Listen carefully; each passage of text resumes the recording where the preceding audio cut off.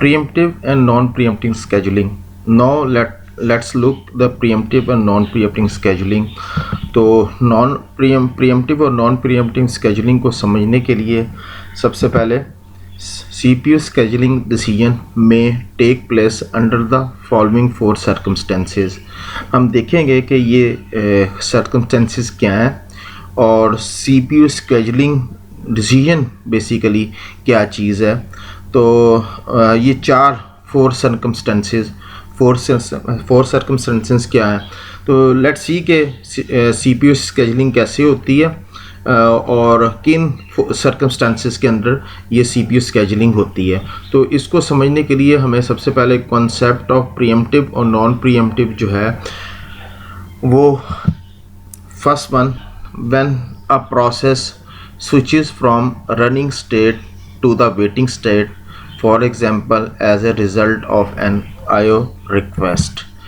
That is process P is in running state and then switch to from waiting state to perform the some IO scheduling IO operation. So CPU scheduling decision may take place when process जो है वो running state से waiting state में जो है आए. What do mean by that running state and waiting state. The process, जैसे कि हमने पहले देखा कि प्रोसेस जो है ऑलरेडी बिगिन्स इट्स एग्जीक्यूशन, यानी कि प्रोसेस ने अपनी एग्जीक्यूशन स्टार्ट कर दी.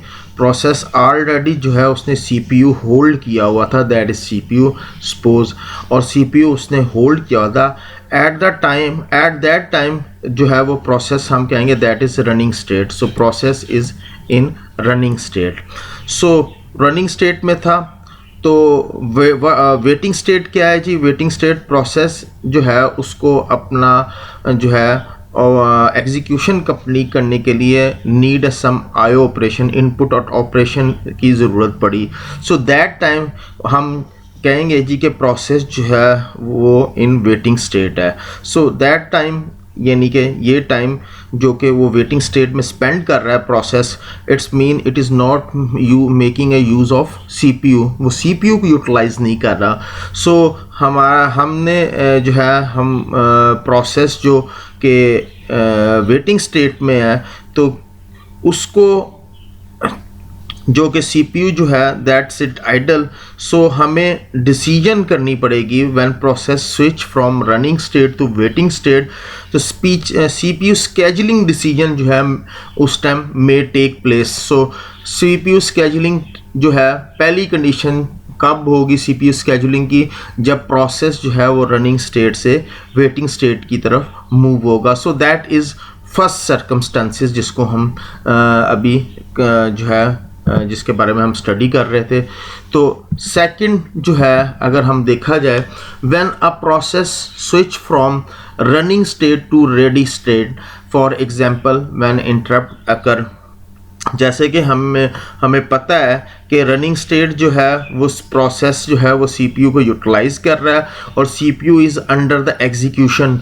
तो फॉर एग्जांपल एक इंटरप्ट हो जाता है, इंटरप्ट जनरेट होती है एट दैट टाइम प्रोसेस जो है उसने CPU होल्ड किया हुआ है और उसने अपनी एग्जीक्यूशन कंप्लीट नहीं की. Due to some interrupt its hold it execution, वो अपनी एग्जीक्यूशन को जो है वो पास करेगा, रोकेगा. And when it is holding it's execution it is not still complete. अभी उसकी कंप्लीशन पूरी नहीं हुई बल्कि उसका जो है उसको जो है इंटरप्ट जनरेट हुआ है जिसकी वजह से उसको अपनी CPU जो है अपनी रनिंग जो है अपना CPU को रिलीज़ करना पड़ेगा और अपनी एग्जीक्यूशन को होल्ड करना पड़ेगा. अब लेकिन but it is need for CPU, it is still need a CPU for its execution to complete its task. So after जब उसने after complete the hold, then process go back to the ready state. अब अगर जब ये process जो है basically interrupt generate हुआ, एक हायर प्रायोरिटी वाला प्रोसेस जो है वो इंटर हुआ है, तो इंटरप्ट जनरेट हुआ तो इसका मतलब है कि ये प्रोसेस पी इसने अपनी एग्जीक्यूशन कंप्लीट नहीं की थी एंड उसको जो है अपना होल्ड करना पड़ा और then it goes back to the जो है रेडी स्टेट में वापस जाएगा। क्यों? बिकॉज इसको अभी स्टिल CPU रिक्वायर्ड है अपने जॉब या टास्क को कंप्लीट करने के लिए। So from running state to ready state जो है वो प्रोसेस जो है वो मूव कर जाएगा, स्विच करेगा। दैट टाइम जो है इस टाइम में भी हमें CPU स्केजुलिंग डिसीजन में टेक प्लेस। जैसे हम आगे जाएंगे तो हम देखेंगे कि क्यों जो है वो जो है हम कोशिश करेंगे इसको समझने की कौन सी डिसीजन है और किस तरह इन 4 सर्कमस्टेंसेस के ऊपर हम फोकस करेंगे मज़ीद कि ये 4 सर्कमस्टेंसेस के अंदर कहाँ कहाँ पे हमें जो है डिसीजन की ज़रूरत पड़ेगी CPU स्केजुलिंग की। अब next that is the second circumstances. Third circumstances जी क्या कहता है?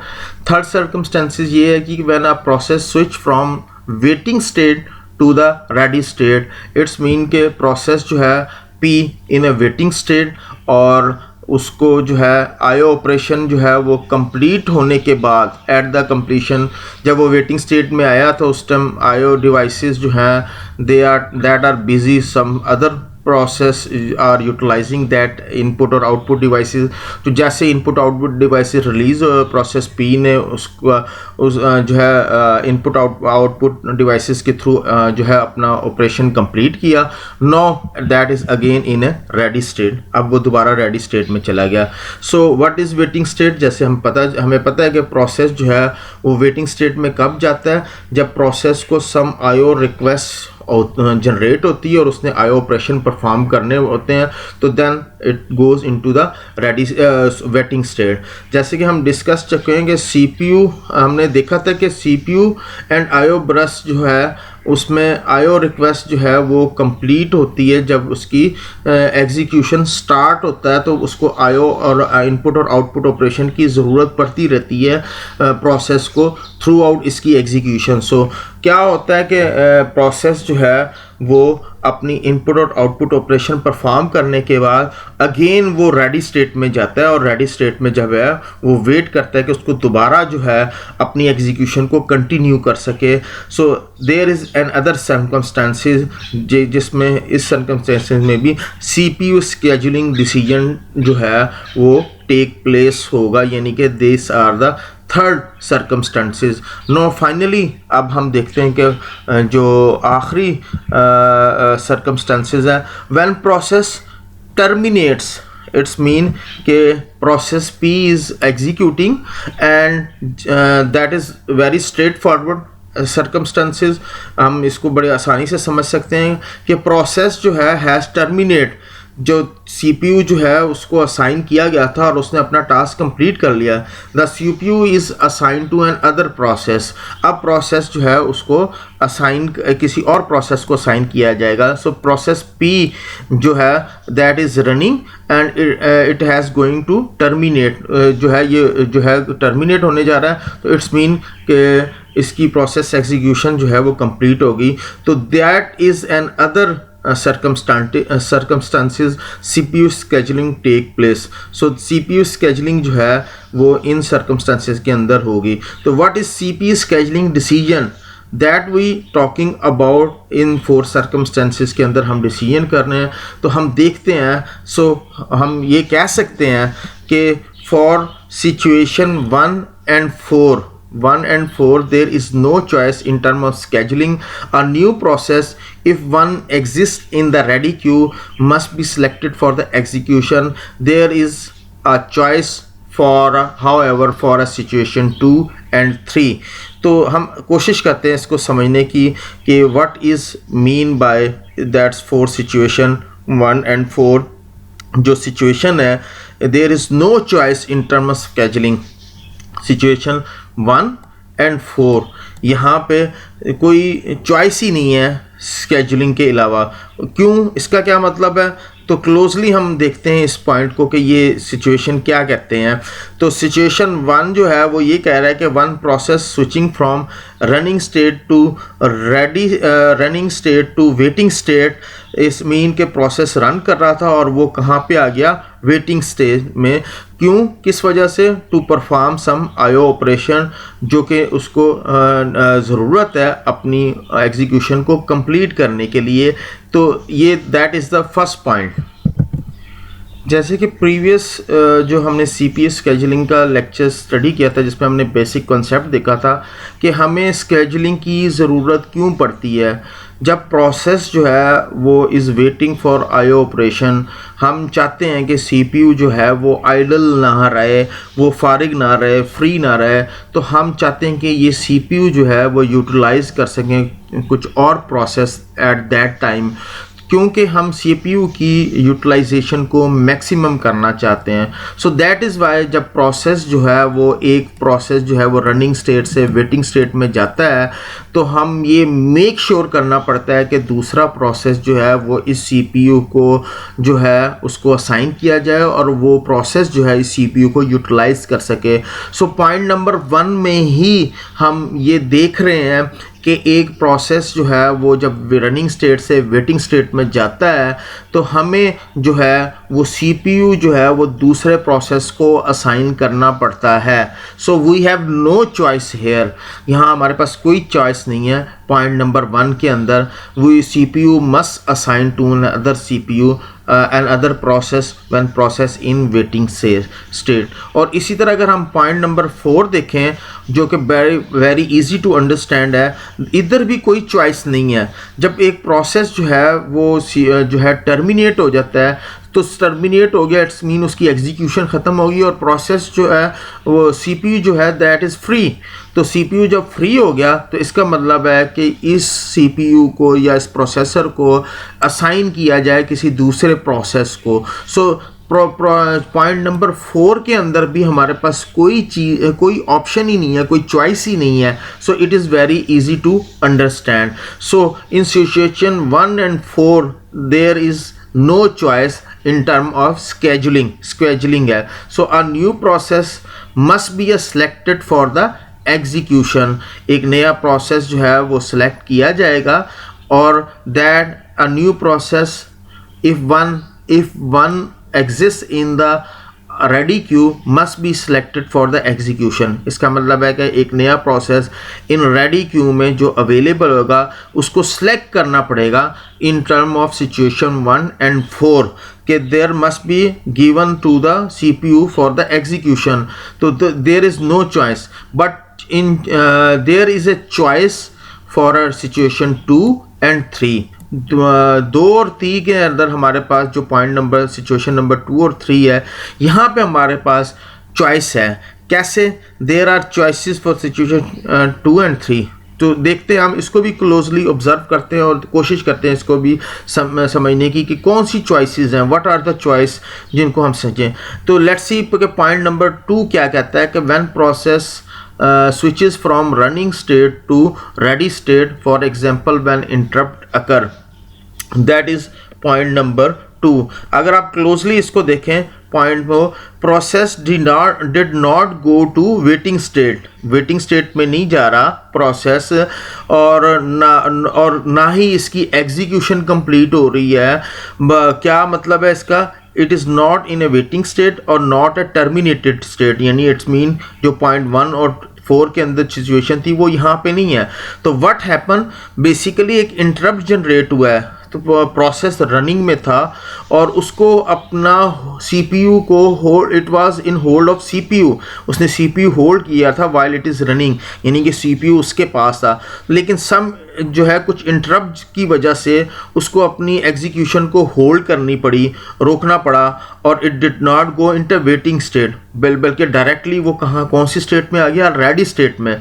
सो whenever CPU is available, जब भी सीपीयू अवेलेबल होगा तो वो process that is ready for the execution, I am ready for the execution. इसका मतलब है कि वो प्रोसेस रेडी है फॉर एग्जीक्यूशन के लिए, because when that process went to the ready queue में गया। So it goes from running state to ready state. सो इधर चॉइस है हमारे पास। चॉइस कैसे है कि एक प्रोसेस जो है वो रनिंग स्टेट से रेडी स्टेट में जा रहा है, देन क्या हम देखते हैं एट द मोमेंट प्रोसेस जो है लूज कर देता है सीपीयू का hold, but in next phase वो है नेक्स्ट फेज में यहाँ पे उसने प्रोसेस जो सीपीयू लूज किया, तो नेक्स्ट फेज में क्या किया लिया वो जो है वो रेडी है सीपीयू को होल्ड करने के लिए।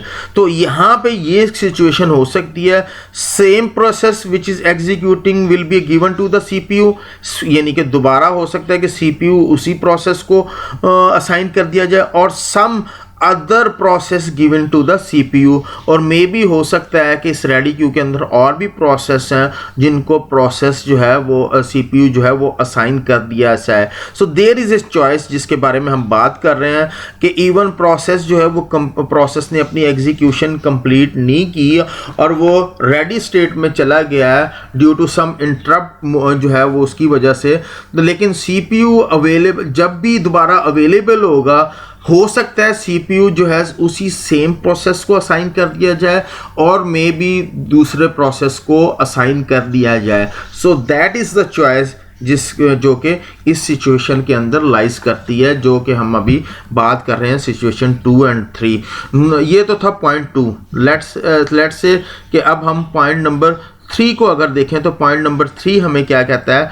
पॉइंट नंबर 3 कहता है कि when process switching from waiting state to a ready state at the completion of IO, जब वो आईओ ऑपरेशन कंप्लीट करता है तो what happen, process was in waiting state, process जो था वो वेटिंग स्टेट में था और दैट इज ऑलरेडी रनिंग, और वो रनिंग में ही था कि ये उसको चंद जो है some need to perform some IO operation जो है उसको कंप्लीट करने की ज़रूरत पड़ी, और जिसकी वजह से वो कहाँ पे आया, वेटिंग स्टेट में आया।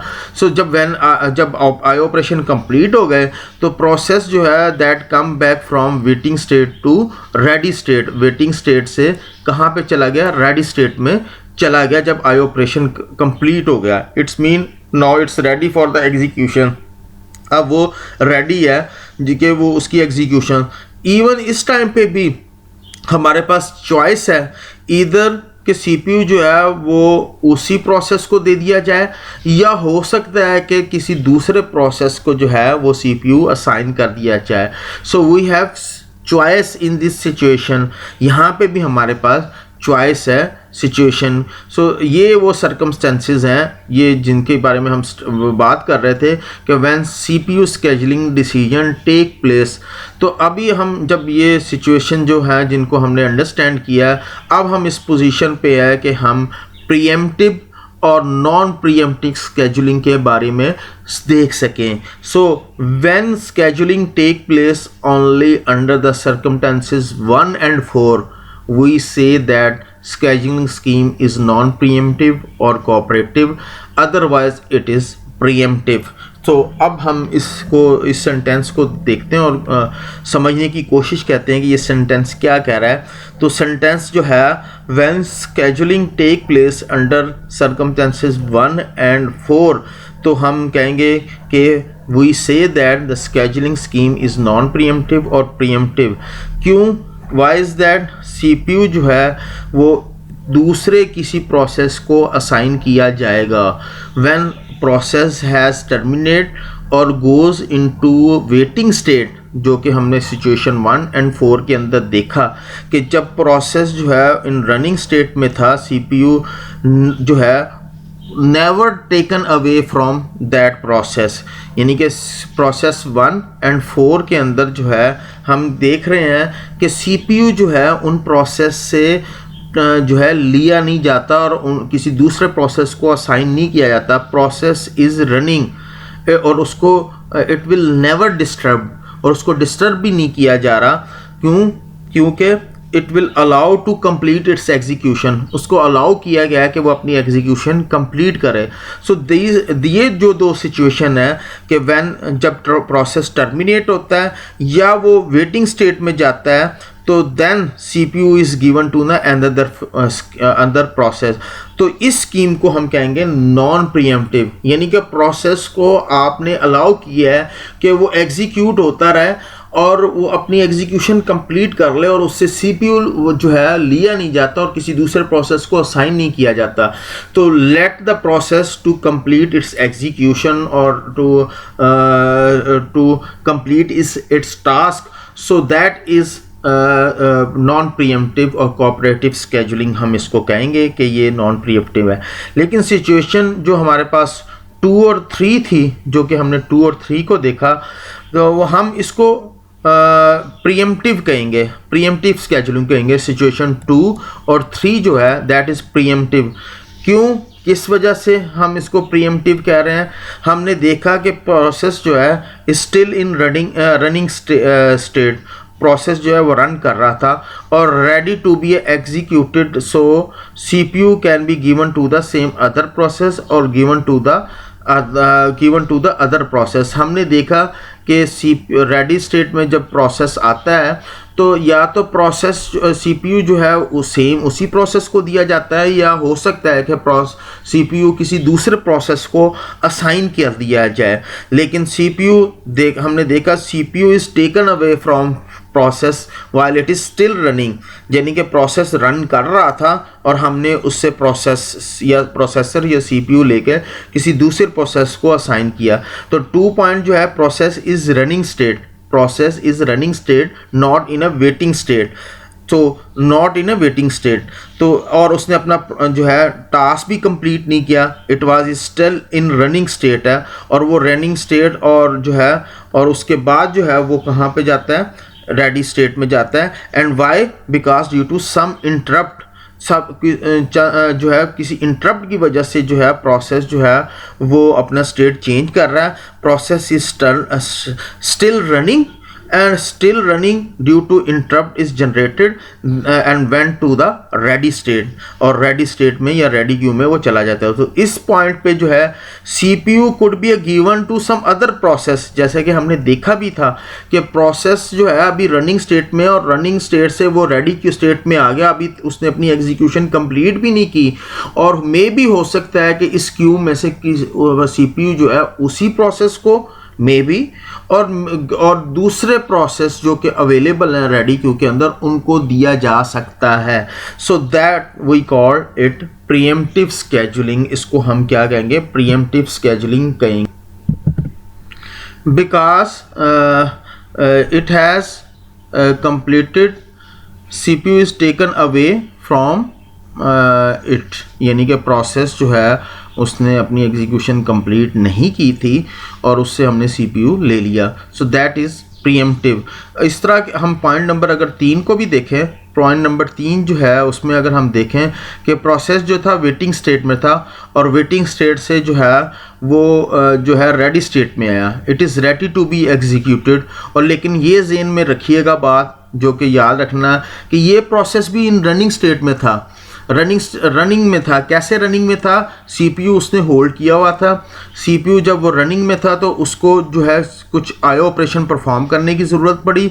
जब उसको IO ऑपरेशन परफॉर्म करने की ज़रूरत पड़ी वो वेटिंग स्टेट में चला गया, वेटिंग स्टेट में उसने IO ऑपरेशन कंप्लीट किया और अगेन वो रेडी स्टेट में आ गया। अभी उसका टास्क कंप्लीट नहीं हुआ शेयर। तो यहाँ पे भी हम CPU जो है वो किसी दूसरे प्रोसेस को असाइन कर सकते हैं। जब ये प्रोसेस जो है जो कि IO ऑपरेशन परफॉर्म करके रेडी क्यू में आया है तो इट्स का मतलब है कि वो जो है अभी उसने अपनी एग्जीक्यूशन कंप्लीट नहीं की थी और CPU is taken away from it before its execution complete. So इसलिए पॉइंट नंबर 3 को भी हम कहेंगे दैट इज़ प्रीएम्प्टिव स्केजुलिंग। इसका मतलब है कि पॉइंट 1 और 4 जो है दैट इज़ नॉन प्रीएम्प्टिव। इसका टास्क जो है, प्रोसेस जो है अपना टास्क कंप्लीट करने के बाद या अपनी एग्जीक्यूशन कंप्लीट करने के बाद जो है वो CPU किसी और को असाइन किया जाता है। वाइल इन 2 और 3 पॉइंट्स में जो है प्रोसेस जो है वो रनिंग स्टेट में है और रनिंग स्टेट में होने के बावजूद जो है उससे CPU जो है इस जो है वो लेकर किसी दूसरे प्रोसेस को जो है वो असाइन किया जाता है। दैट इज़ प्रीएम्प्टिव स्केजुलिंग कहा जाता है। तो प्रीएम्प्टिव स्केजुलिंग में बेसिक आइडिया ये है कि CPU is taken away from process even before it complete its execution और even before goes to waiting state, that is mean by preemptive scheduling. और इन नॉन प्रीएम्प्टिव स्केजुलिंग जो है CPU will never taken away from the process until के unless जो है उसकी अपनी execution जो है कंप्लीट ना हो जाए या वो वेटिंग स्टेट में ना चला जाए। यानी कि पॉइंट नंबर 1 में वो वेटिंग स्टेट में जा रहा है और इसका मतलब है कि सीपीयू फारिग हो रहा है, तो that is taken away the CPU and given to the another process. और प्रोसेस पॉइंट नंबर 4 में हमने देखा कि प्रोसेस जो है वो कंप्लीट हो गया, टर्मिनेट हो गया। सो दैट इज़ 2 पॉइंट्स जिसमें हम कहेंगे कि that is non preemptive scheduling. अगर हम इन दोनों स्केजुलिंग को कंपेयर करें दोनों टाइप्स की, तो दोनों टाइप्स की स्केजुलिंग जो है वो डिफरेंट सिनेरियो के अंदर डिफरेंट जो है यूज़ की जाती हैं। हम ये नहीं कह सकते कि इनमें से कोई एक बेहतर है, दोनों की हमें ज़रूरत पड़ती है अकॉर्डिंग टू डिफरेंट सिचुएशन और सिनेरियो जो हमारे पास होते हैं, उनमें हमें इन दोनों जो स्केजुलिंग की ज़रूरत पड़ती है। सो हम ये नहीं कह सकते कि इनमें से कौन सी बेस्ट है और कौन सी बेस्ट नहीं है। डिफरेंट ऑपरेटिंग सिस्टम जो है वो डिफरेंट स्केजुलिंग को फॉलो करते हैं, कुछ जो है प्रीएम्प्टिव को फॉलो करते हैं, कुछ नॉन प्रीएम्प्टिव को फॉलो करते हैं। बट मेरे ख्याल में ये हमारे उसमें जो है हम ये कह सकते हैं कि non pre-emptive is good because जो है प्रोसेस को डिस्टर्ब नहीं किया जाता अनटिल के अनलेस, जब तक कि उसकी एग्जीक्यूशन कंप्लीट ना हो जाए या वो वेटिंग स्टेट में ना चला जाए। So there may be different scenario है जब प्रोसेस जो है वो इन एग्जीक्यूशन है।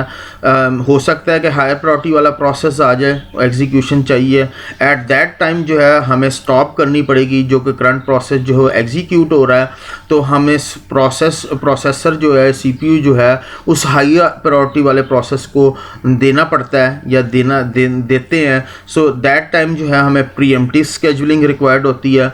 बट प्रीएम्प्टिव स्केजुलिंग की हमें कॉस्ट भी बियर करना पड़ती है, कॉस्ट भी करना करती है। No why I say that there are different scenario.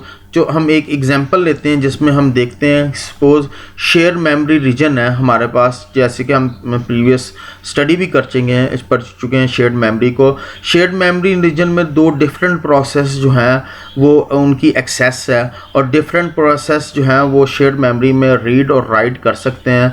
तो लेट्स से कि हम ये कहते हैं कि यहाँ पे प्रीएम्प्टिव स्केजुलिंग इम्प्लीमेंट की गई है शेयर्ड मेमोरी के अंदर।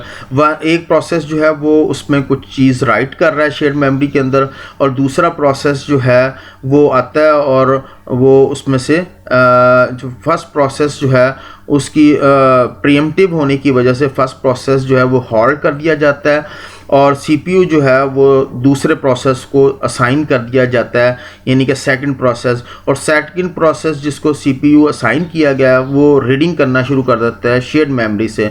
लेकिन देखा कि फर्स्ट प्रोसेस जो है वो अभी राइटिंग कर रहा था, उसने अपनी टास्क या जॉब को कंप्लीट नहीं किया था और राइटिंग प्रोसेस को कंप्लीट नहीं किया था। लेकिन सेकंड प्रोसेस जो है उसने उसी सेम डाटा को रीड करने की कोशिश की और वो डाटा जो था इनकम्प्लीट था बिकॉज क्योंकि हमने उसकी पहले प्रोसेस की जो है एग्जीक्यूशन को कंप्लीट होने नहीं दिया था, वाइल जो है वो राइटिंग का ऑपरेशन जो है प्रोसेस जो है वो परफॉर्म कर रहा था शेयर्ड मेमोरी के अंदर। So because first process did not complete its writing job. So ये इस किस्म की प्रॉब्लम है जो हम फेस कर सकते हैं।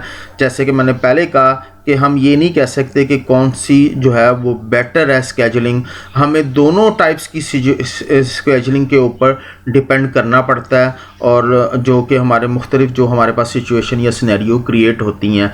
सो होपफुली ये जो था प्रीएम्प्टिव और नॉन प्रीएम्प्टिव स्केजुलिंग का कॉन्सेप्ट था आप लोगों को समझ आ गई होगी होपफुली। और ये आगे जो है हमारा स्केजुलिंग का जो टॉपिक्स हैं उनके अंदर इन दोनों कॉन्सेप्ट्स की जो है यूजेज है, यूटिलाइजेशन है, और इसको हम आगे भी फर्दर जो है जो हम तो इस टॉपिक्स को स्केजुलिंग सीपीयू स्केजुलिंग के टॉपिक को स्टडी करेंगे, इन कॉन्सेप्ट्स को यूटिलाइज़ किया जाएगा।